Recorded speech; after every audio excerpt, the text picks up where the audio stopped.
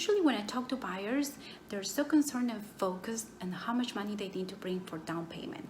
They're not even aware that there's closing costs attached to the sale of a property. So when I tell them that, the first question is, what is that?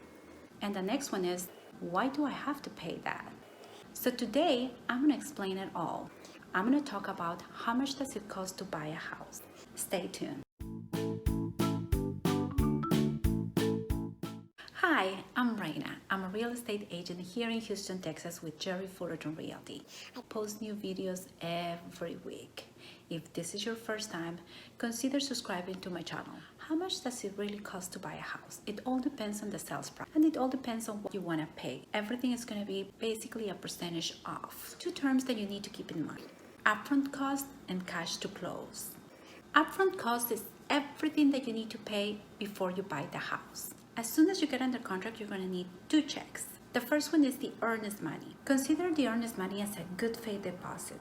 It is refundable as long as you follow the contingencies on the contract. The earnest money is made payable to the title company. I usually suggest that you offer around 1% of the sales price. You will get this money credited towards your closing costs if you were to close on this house. The second check is going to be the option fee. This check is going to be made payable to the seller of record, and I usually suggest that you offer a few $100s for this. The option fee gives you a set amount of days negotiating on the contract to do your due diligence and make sure that you check everything you need to know about this property. As soon as you get under contract, you have to be prepared that you may lose this money. The option check is set in place to protect your earnest money, since it gives you the unrestricted right to terminate. The key for the earnest money and the option period is that you have to deliver these two checks within 3 days of execution to the title company and to the seller or the seller's representative. Again, it doesn't have to be in the mail. It has to be either in their office, in their house,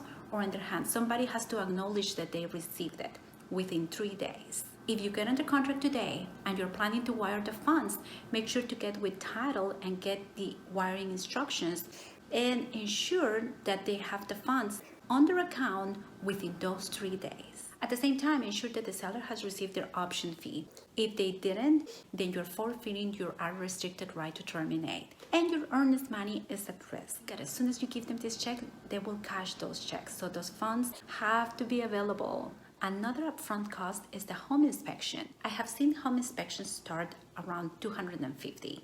I will say the average maybe $350. It all depends on the size of the home. It depends on the type of inspections that you want to add on to the standard inspections, such as pool inspection, termites, roof inspections. So make sure that you order those inspections as soon as you get under contract. You want to ensure that you get that inspection in your hands on time to review it. And if you have to negotiate, you have enough time to go back and forth and come into an agreement. Or you may have to terminate the contract. If you do cancel this contract, you will lose this money.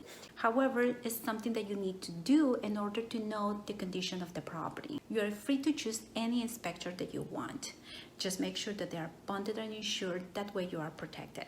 I see appraisals nowadays starting at around $500. I usually recommend my buyers not to order the appraisal until after the due diligence has expired and they are okay with the condition of the property, or we have come into an agreement if there has been any type of negotiations based on the inspection report. Home inspection and appraisal are usually a buyer's expense and they are not refundable. The survey.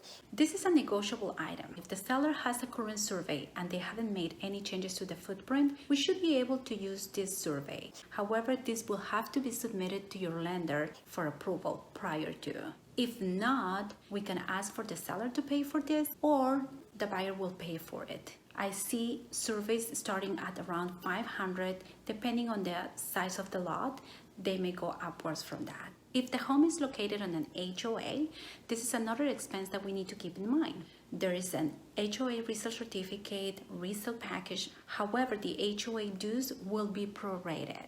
So the seller will pay all the way through the time that they own the property, and the buyer will pay from the time that they own the property through the end of the year. Here in Texas, I see resale packages starting at $150 and upwards from that. And transfer fees as well starting at $150. I will say an average of $200 for each. The HOA is one of the only items that some of the expenses are going to be upfront expenses and some of the expenses are going to be considered on the cash that you need to bring at closing. Some HOAs require that the resale package or the HOA demand be paid at front. So depending on the negotiation that we did in the contract, the seller may pay for it or the buyer will pay for it. But this is an upfront cost. Usually the transfer fee and the HOA prorations are part of the cash that you need to bring at closing. Some lenders will charge you to run your credit report at front. Some of them will charge you this at closing item. All the costs related to the title company and the lender, if there is a lender involved. If there is none, then you can skip this part. The title fees is going to involve the escrow fees, title policy, recording fees, and everything that is related to the title company in order to be able to provide you with a clear title. The lender closing cost is all the fees that your lender is charging you to make this loan. It's prepaids, everything that you're paying in advance, such as hazard insurance, flood insurance if your property is located in a flood zone, taxes in order to build up your escrow account. Rule of thumb, I tell my clients to consider around 3% for closing costs and 1 to 1.5% for prepaids, depending on the size of the house. For the closing cost part, we have around 3 to 4.5%. It all depends on your lender, on the property taxes, on insurance. Do you have hazard insurance? As you can tell, there's many variables. Finally, your down payment all depends on the type of loan that you were approved for. If you're using down payment assistance, then it's 0 down payment. If the house falls under the USDA area, it's 0 down payment. If you're qualified for a VA loan, 0 down payment. If you're qualified for an FHA loan, 3.5% of the loan. If you're qualified for conventional, it can start around 3%. It could be 3, 5, 10, 20, depending on your pre-approval. Considering buying a new construction home, you need to add a builder's fee. I've seen this to go between $300 to $700 so far. This is a new fee and is also part of your closing costs. Make sure to ask on the HOA how much the funding fee, how much the setup fee, and all the other fees that they are charging to transfer ownership.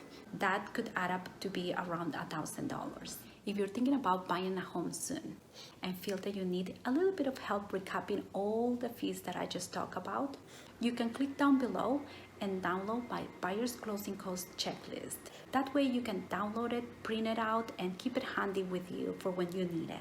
Ask your agent about seller's contribution and how you can use this towards your closing costs. If you need information about down payment assistance or low down payment programs, make sure to click down below. I'll be more than happy to share my preferred lender information. That way they can get you qualified for this. If you feel that you learned something new, consider subscribing to my channel and make sure to click on the bell button. That way you will be notified every time that I post new videos. See you guys next week.